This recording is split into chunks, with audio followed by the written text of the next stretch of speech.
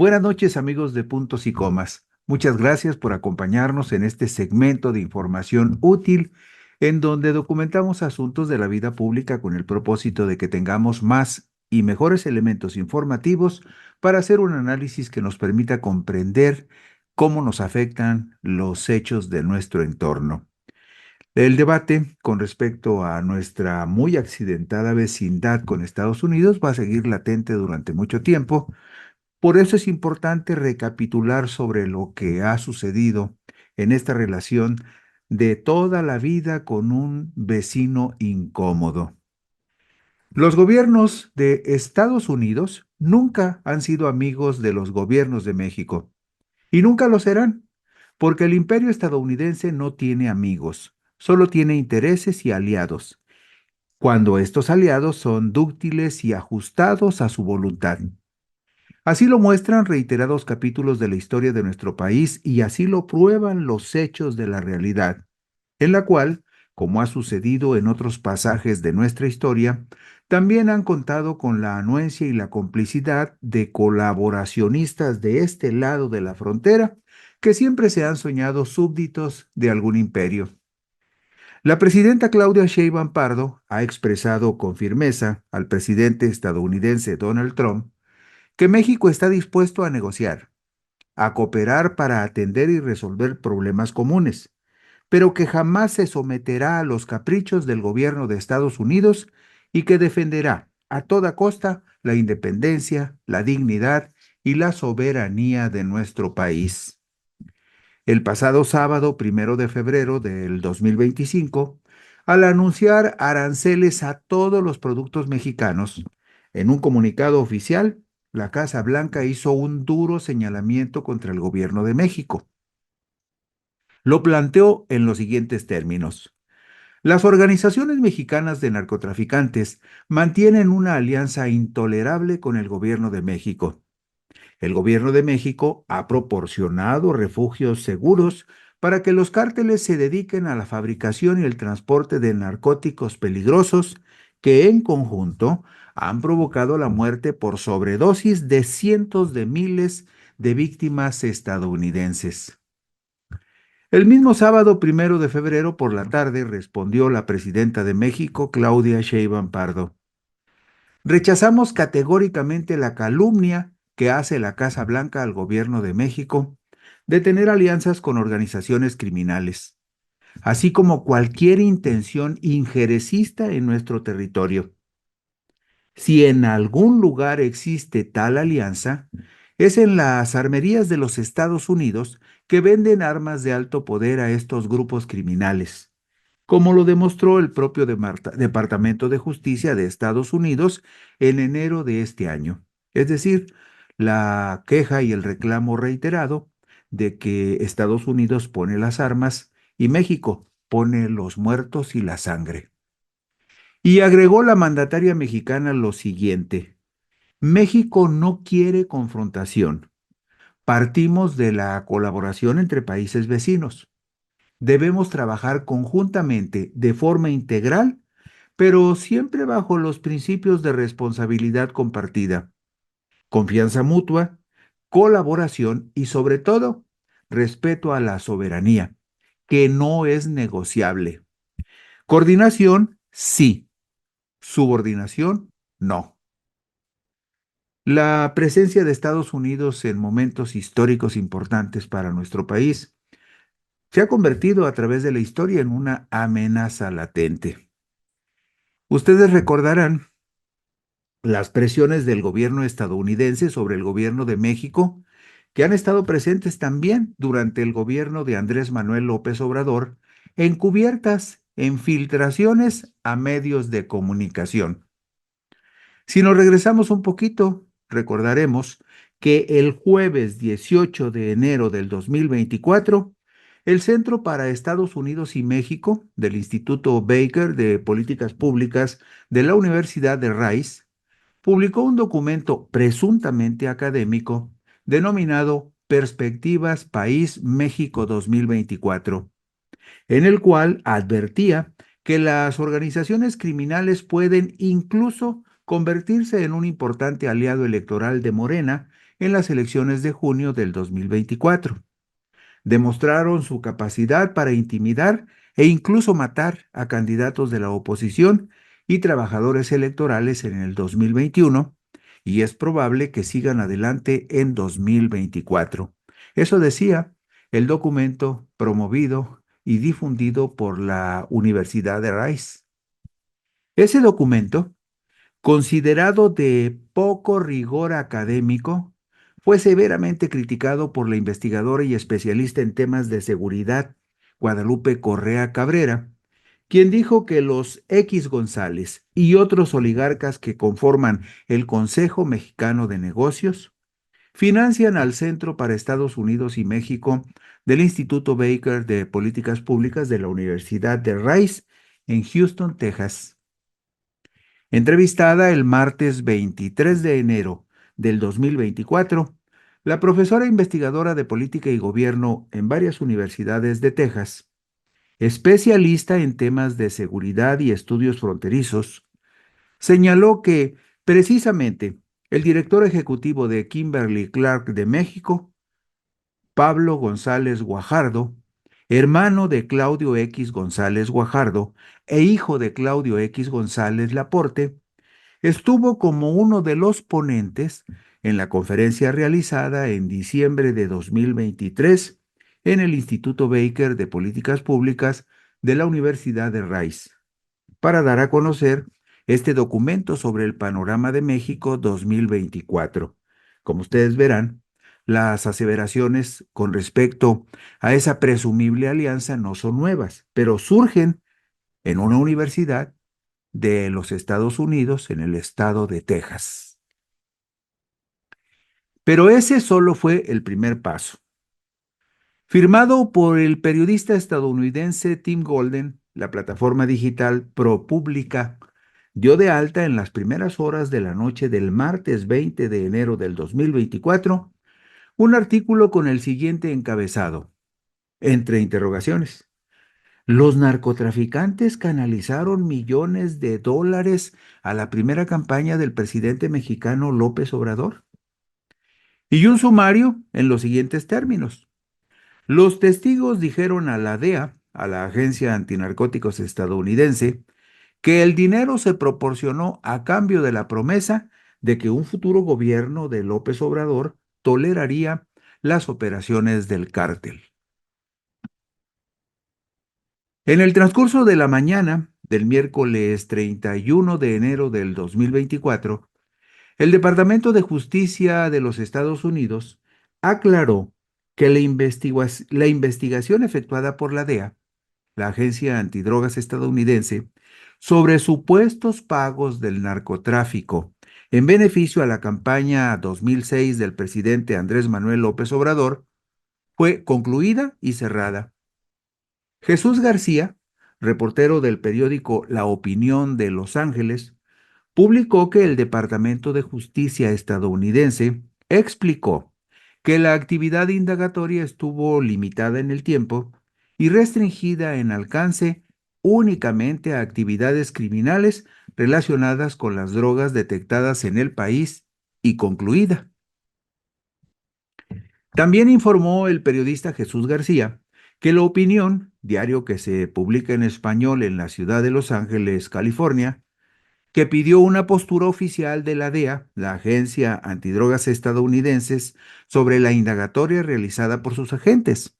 Sin embargo, el área de atención a medios de esa institución encausó la solicitud de información al Departamento de Justicia de Estados Unidos, entidad que se encargó de aclarar las circunstancias del cierre de esa investigación. El texto de La Opinión dice lo siguiente. Hace 13 años el departamento siguió sus protocolos internos para manejar investigaciones internacionales sensibles. Esto comentó a La Opinión un funcionario del Departamento de Estado.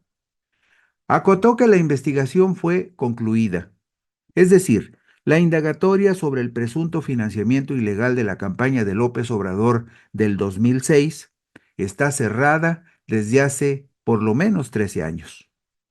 Asimismo, un portavoz del Departamento de Estado del Gobierno de Estados Unidos, referenciado por La Opinión, defendió la actual colaboración del gobierno mexicano contra el crimen organizado, además por su respeto a las políticas internas de los mexicanos. Es un asunto que viene rodando por lo menos desde el 2024. Pero vamos a otro ángulo de este asunto. Una red de organizaciones, agencias e industrias estadounidenses financian medios de comunicación en México y América Latina como parte de la guerra judicial mejor conocida como lawfare, emprendida por la derecha para difundir a la opinión pública causas judiciales manufacturadas para atacar a gobiernos progresistas. Esto expuso Silvina Romano, coordinadora del Observatorio lawfare, una organización que da seguimiento a la guerra judicial en América Latina, en la entrevista publicada el viernes 8 de noviembre del 2024, realizada en el programa Los Periodistas de Sin embargo al aire. Pero la investigadora Silvina Romano también habló sobre la forma como se va manufacturando un consenso para generar un relato en contra de determinados sectores de la política. Dijo lo siguiente: los gobiernos no pueden incidir en la libertad de prensa, pero la embajada estadounidense sí. Pero las grandes corporaciones que están vinculadas a medios de comunicación, como la cadena CNN, como Bloomberg, sí pueden interferir nada más y nada menos que en la política interna de nuestros países a través de causas judiciales espectacularizadas y donde estos periodistas han emitido sentencias de culpable contra determinados políticos y sectores de la política mucho antes del debido proceso judicial. ¿Cuáles son las agencias del gobierno de Estados Unidos más activas en América Latina en términos de la influencia sobre medios de comunicación? Se le preguntó a la investigadora argentina. Y ella respondió lo siguiente: la USAID, por sus siglas en inglés, es una de las agencias más importantes. La USAID se genera como un organismo de asistencia para el desarrollo a nivel internacional y tiene como contracara, sobre todo en América Latina, la asistencia para las Fuerzas Armadas de América Latina en la contrainsurgencia, y las dos cosas fluyen siempre a la vez. No hay que tener confusión en eso, respondió Silvina Romano.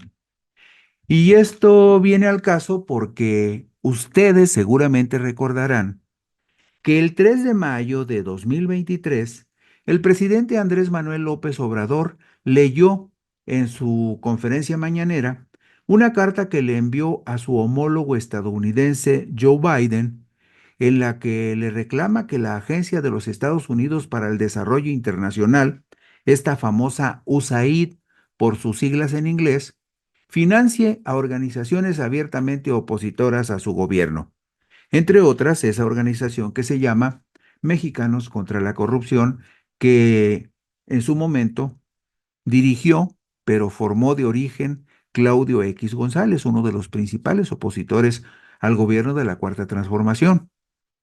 Pues bien, ayer lunes 3 de enero del 2025, el magnate Elon Musk afirmó que la Agencia de Estados Unidos para el Desarrollo Internacional, esta famosa USAID, no tiene solución y que el presidente de Estados Unidos, Donald Trump, está de acuerdo en cerrar esta oficina a través de la cual el gobierno de Washington ha estado financiando miles de proyectos en todo el mundo, y no todos con un sentido humanitario, porque como comenta la coordinadora del Observatorio argentino sobre asuntos judiciales, el famoso Lofer, como comenta esta investigadora argentina llamada Silvina Romano, todo es parte del mismo proyecto y del mismo proceso del gobierno de Estados Unidos para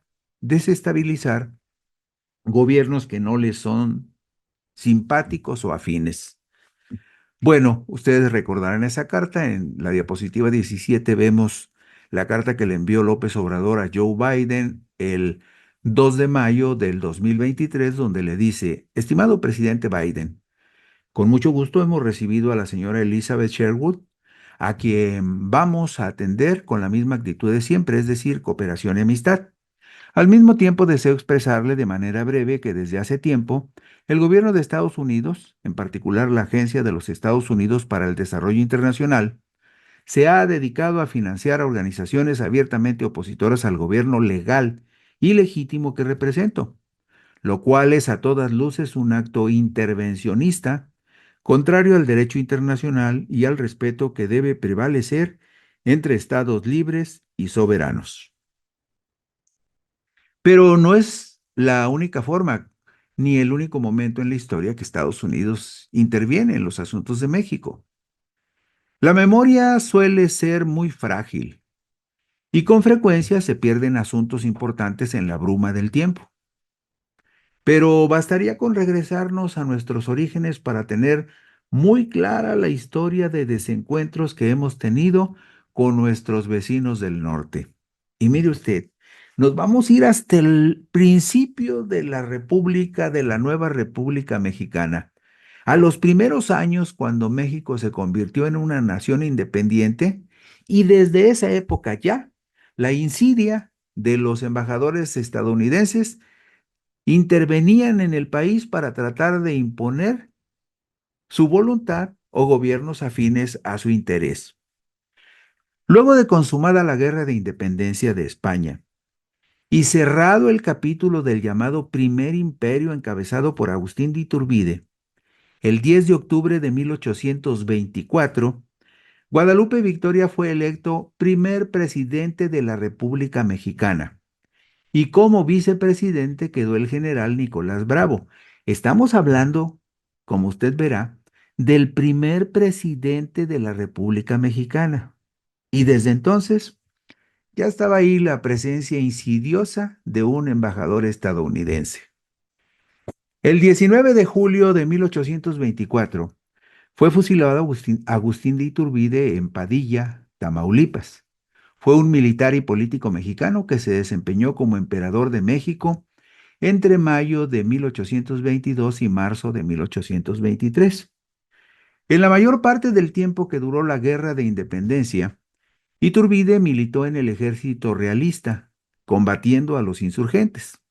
Finalmente, en febrero de 1821 se unió al bando insurgente y se proclamó el Plan de Iguala, que entre otras acciones, unificó a ambas fuerzas de combate para conformar el ejército trigarante. Posteriormente, a la firma de los Tratados de Córdoba, que significan la consumación del movimiento de independencia, Iturbide presidió la regencia del primer gobierno provisional mexicano antes de convertirse en emperador de México. Esto se advierte en la página oficial del Gobierno de México, donde hace referencia a este pasaje de la historia.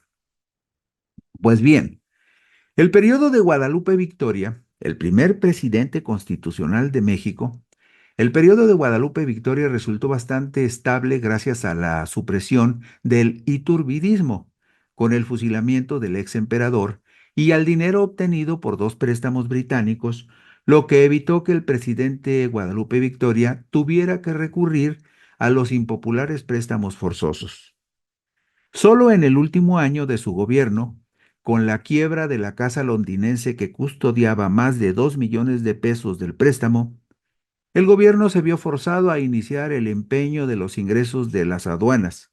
Esto reseña la Historia General de México en su página 534, publicada por el Colegio de México en el año 2000. Y vea usted lo que sigue. Resulta que el relato histórico nos señala lo siguiente. Guadalupe Victoria intentó neutralizar las diferencias políticas, invitando a formar parte de su gabinete a representantes de los diversos grupos. Mas no tardó en perder a dos excelentes ministros, Manuel Mier y Terán y Lucas Alamán. El mismo objetivo de equilibrio lo aplicó en las relaciones internacionales. Y escuche usted, así está escrito en el libro, para neutralizar la presión norteamericana, privilegió la amistad de Gran Bretaña y aceptó las credenciales de George Ward como primer ministro plenipotenciario británico. Un día antes que las credenciales de Joel R. Poinsett, el norteamericano Poinsett se vengó, intimidando a su vez con los legisladores radicales. Pero tome usted nota, estamos hablando del primer gobierno republicano en México después de la consumación de la independencia. Estamos hablando del primer embajador, aunque en ese entonces se les llamaba ministros plenipotenciarios, estamos hablando del primer embajador de Estados Unidos en México. Y estamos hablando de que esta historia, que está elaborada y reseñada por el Colegio de México, habla de que para neutralizar la presión norteamericana, el presidente Guadalupe Victoria le dio calorcito primero al embajador de Gran Bretaña antes que al embajador de los Estados Unidos, este señor famoso, Joel R. Poinsett. Bueno, desde el principio de la historia de la nueva nación mexicana, estuvieron presentes la discordia y la intriga, en las cuales influyeron los intereses imperiales del gobierno de Estados Unidos. Aunque no existían partidos políticos, los grupos masones actuaron como tales. La logia escocesa había entrado con el ejército español llegado en 1814 y Nicolás Bravo era su gran maestre, es decir, Nicolás Bravo, el vicepresidente de la República. Para hacerle contrapeso a la logia escocesa, Guadalupe Victoria apoyó la creación de la Logia Yorquina, en 1825, fundada en 1825 por federalistas radicales como José María Alpuche, Lorenzo de Zavala, Vicente Guerrero y Miguel Ramos Arizpe, fundada y registrada en Filadelfia, Estados Unidos, por intervención de Joel R. Poinsett. La novedad hizo que muchos desplazados se inscribieran y para aumentar su popularidad la logia yorquina adoptó el antihispanismo. Esto refiere la Historia General de México editada por el Colegio de México. La división en el gobierno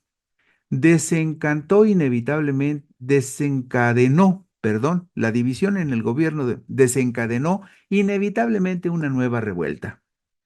Así se explica en la Historia General de México, página 535.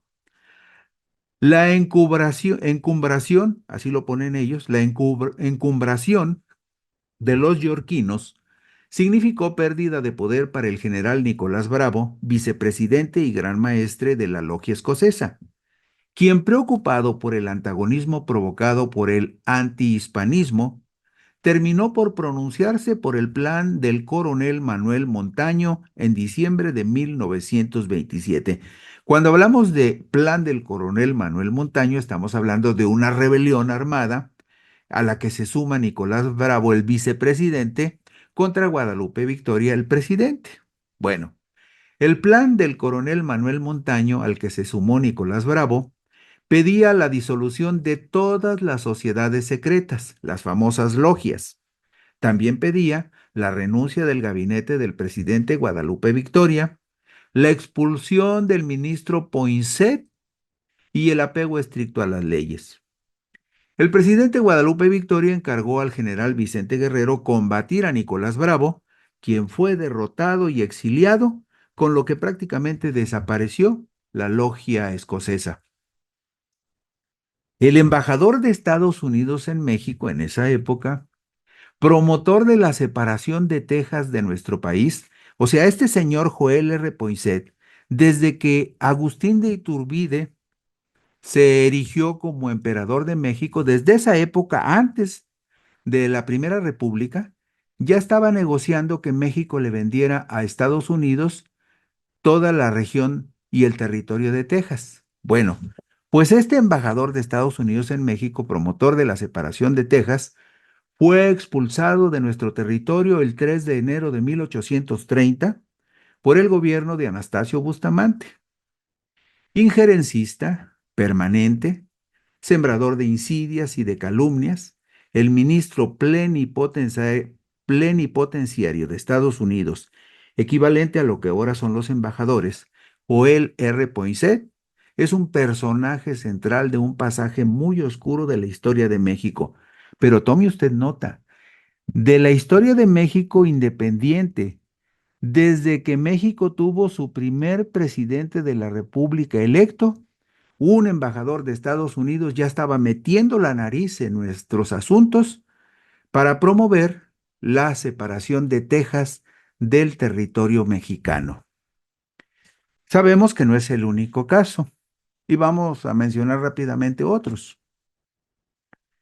Las políticas depredadoras del expansionismo estadounidense son una amarga experiencia para nuestro país, pues ustedes saben que en la guerra de 1846 a 1848, se despojó a la joven nación mexicana del 55% de su territorio, incluyendo los estados actuales de Texas, California, Nevada, Utah y Nuevo México, la mayor parte de Arizona y Colorado, y porciones importantes de los actuales estados de Oklahoma, Kansas y Wyoming, de donde ahora quieren correr a nuestros paisanos. Ese robo fue legalizado por los invasores a punta de bayonetas y estruendos de cañones en el Tratado de Guadalupe Hidalgo, firmado el 2 de febrero de 1848 en las inmediaciones de la Ciudad de México, que puso fin a una injusta, abusiva e intervencionista guerra de Estados Unidos contra México. Habría que recordar que entre 1833 y 1855, nuestro país padeció la dictadura de Su Alteza Serenísima, así se hizo llamar, Su Alteza Serenísima Antonio López de Santa Anna, quien ejerció el poder durante 9 periodos. En esa época, México enfrentó la guerra con Estados Unidos, declarada por el presidente estadounidense James Polk el 25 de abril de 1846 por la disputa del territorio de Texas. Ese conflicto terminó el 10 de marzo de 1848 con la firma de los tratados de Guadalupe Hidalgo. El 15 de septiembre de 1847, el ejército estadounidense tomó la Ciudad de México y colocó su bandera en Palacio Nacional. El general Santana renunció ese mismo día, el 15 de septiembre de 1847, a la presidencia de la República luego de perder la guerra. Dejó en su lugar a Manuel de la Peña y Peña. Esto lo puede usted leer bien detalladito en la Historia General de México, editada por el Colegio de México en el año 2000. Estamos hablando de las páginas 580 y 582. Es historia pura y es historia que refleja lo que le decimos de esos desencuentros de toda la vida entre el gobierno de Estados Unidos y el gobierno de México. Otra conjura en la que se involucró el gobierno estadounidense ocurrió en 1913, durante la rebelión de Bernardo Reyes y Félix Díaz, quienes el 17 de febrero apresaron al presidente constitucional Francisco I. Madero, el apóstol de la democracia, y al vicepresidente José María Pino Suárez, quienes con la complacencia y complicidad del embajador estadounidense, otra vez el embajador estadounidense, pero ahora llamado Henry Lane Wilson, fueron asesinados en la noche del 22 al 23 de febrero. Usurpó el poder el general Victoriano Huerta con el aval, claro, del gobierno de Estados Unidos. La historia de abusos de los gobiernos estadounidenses contra México han sido recurrentes en la accidentada relación de dos países que comparten más de 3.000 kilómetros de frontera. La presidenta Sheinbaum argumenta, en defensa de nuestra soberanía, que la dignidad no se negocia ni se somete ante la fuerza desmesurada de la potencia. Y con esto concluimos hoy puntos y comas. Gracias por la gentileza de su atención e interés. Buenas noches y descansen.